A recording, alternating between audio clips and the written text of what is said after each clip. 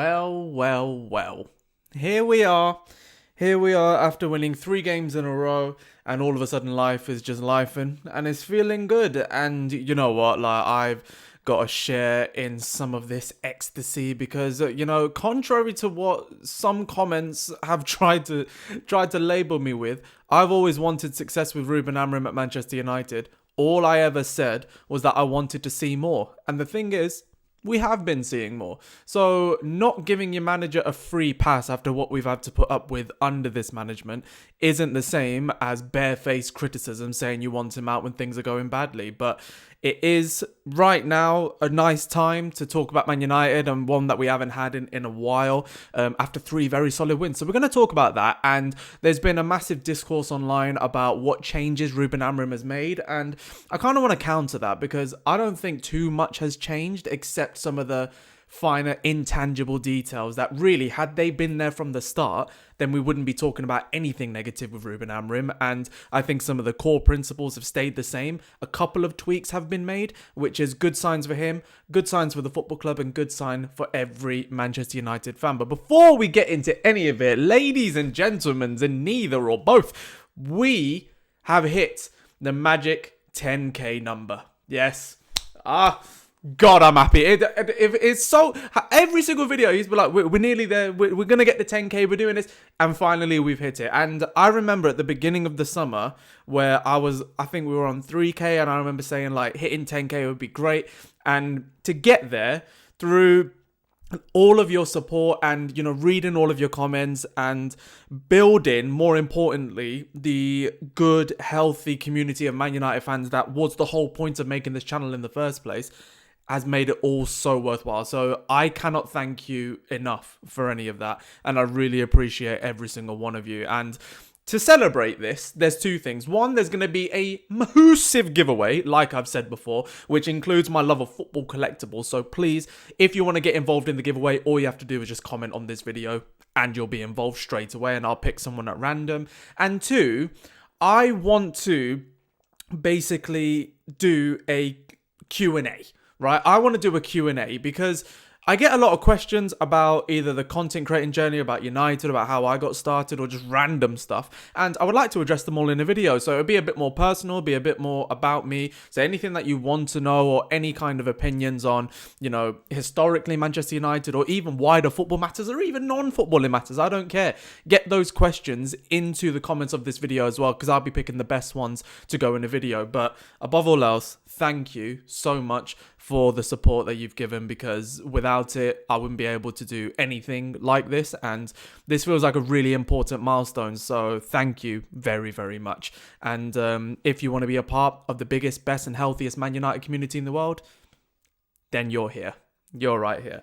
But yeah, thank you all so much. And let's get on to positive things, which is Ruben Amorim. Now, like I said at the beginning of the video, I have been critical of him. And criticism doesn't mean that you're altogether negative and that you want a manager out. I think that's just lazy if you're going to lump people into that sort of realm when they are well within their rights to give fair criticism of the manager. And what I said was, it was a square peg in round holes mentality where you were trying to force through ideals with players that didn't suit it. And I think, not to change the system or change things, but there were certain elements of the system where some players just weren't quick enough, either in the mind or in their feet, to do what you wanted them to do. So maybe just switch things up a little bit. And we've seen it in a couple of ways. And one of the ways is, not constantly playing out from the back and giving, Senny Lamans just license to launch the ball upfield, not even when there's any trouble, but to kind of resist the press, because then immediately you're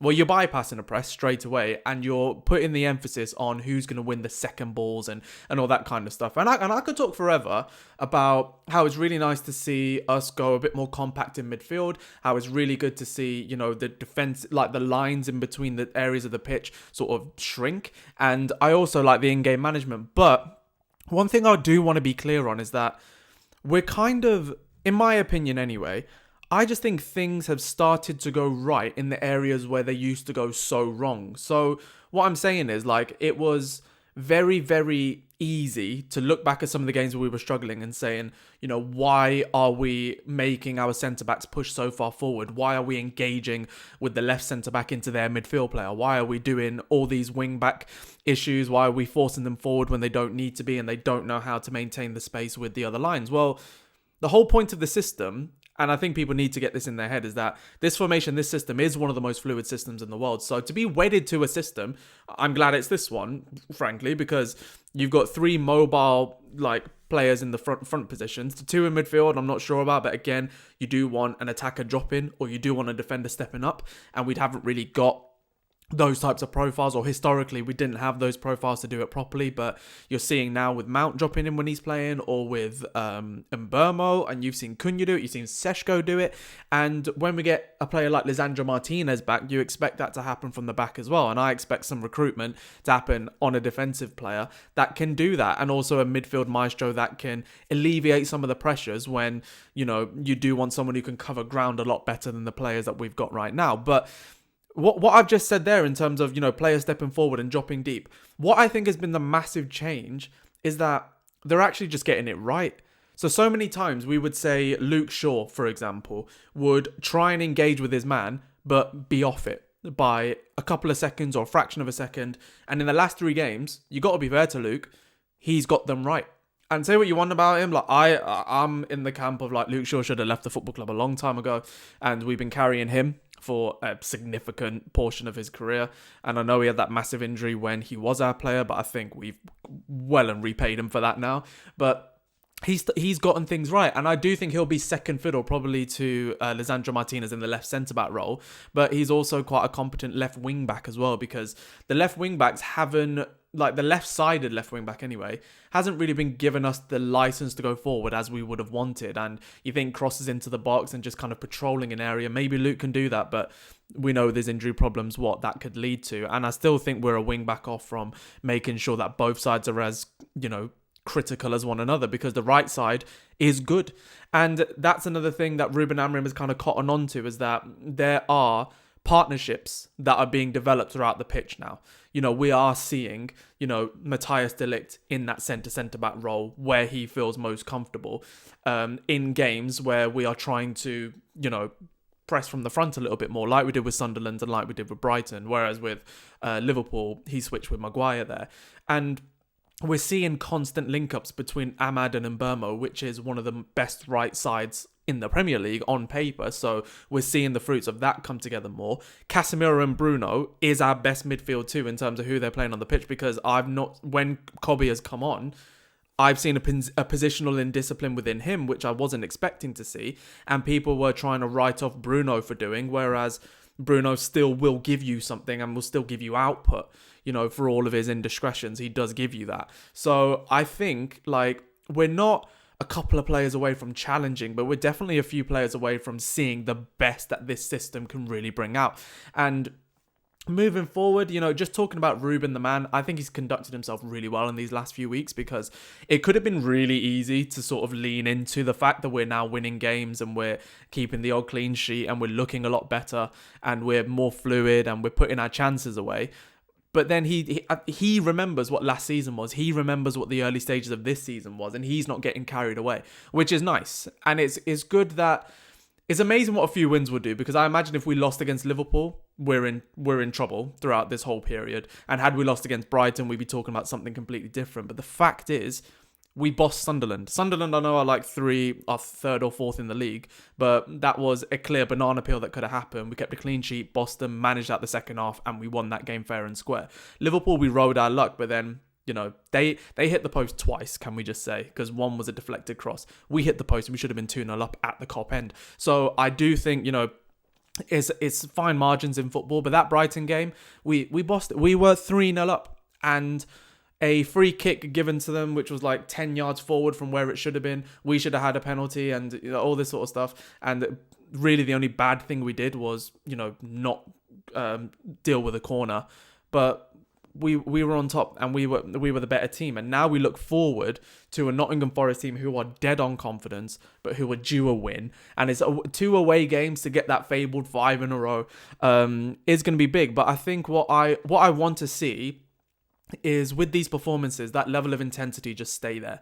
Because I do think with Ruben Amorim, once you've laid down a groundwork of being a hard-working team that, you know, you're going to be surrounded by red shirts, you're going to be suffocated in certain areas of the pitch, and then we have the quality, then you can only go so far. Because, you know, with previous managers, Ten Hag in particular, we would have the quality sometimes to bail us out, but we wouldn't suffocate. We would leave gaps open, we do all this, but he's getting that mentality into the squad a lot better than what he has done, and we've got quality above. So overall, I think what he's changed, if we were to just condense it down to a few things, is that I think things have started to click in terms of the timing of the squad, like when to release, when to run forward, when to counter, when to engage. I think that's starting to work well. I think he's noticed a couple of the pairings around the pitch that is going to work well for each other. I think he's allowing certain players to do what they're best at. Let Ahmad run with it. Let Lamens just be a normal goalkeeper and forget all this tiki-taka out from the back. Let De Ligt be that no-nonsense player that we need him to be at times. And he's almost sort of like allowing other players to come to the fore and show what they've got. It remains to be seen what Kobe will bring, what Xerxes will bring, and if they can get us higher than the level that we're at now and sustain this period of success and sustain this period of good form. And I think he's going to give them the opportunity to do that. But, you know, overall, I just think we have to give credit to Ruben Amorim. We have to say, you know what, a Brighton game when we've lost, like a few managers have lost against them, especially at home. You know, we beat them, you know, comprehensively, beating Liverpool and beating Sunderland, who are, you know, they beat Chelsea, you know, so it's not that easy beating them at home. So overall, it's good. And now we look forward to Forest. And again, I'm just keeping a pretty neutral way because, to be clear, I want Ruben Amorim to succeed. Every single thing I've said has been a measured criticism of saying we deserve to see more than what we had done at that time. Over these last 3 games, we've seen more. Good. Keep that going. Keep that moving forward and don't step back. And if we do step back in the weeks to come, let that be the anomaly. Don't let it be same old Man United. Let that be the thing that kicks them into gear and say, what the hell are you doing? Because every team can dip. Every team will dip. But now we're going on that way. Let's go there a little bit longer. Get a good result against Forest. Line up a pretty decent game, a tasty game away at Spurs. And let's see what happens. But overall, really good stuff from Ruben Amorim. And also his in-game management, his changes. I think everything has been good so far. And now we've got a few more days to prepare before Forest. So let's see what we can do. But what do you think will happen in the Forest game? Get them down in the comments. And like I said, thank you so much for hitting that magic 10k mark. Get any questions that you want for the Q&A below. And I'll pick whoever comments on any of the videos, whether it's on like X or TikTok or Instagram or here, wherever. I'll be picking someone at random to win the giveaway. More info will come out on that pretty soon. And just thank you so much. So please do, if you want to be a part of this community, you know what to do. Like, subscribe, and comment on the video because I do read and respond to every single one. I appreciate all of your support and up the Reds. Let's keep going.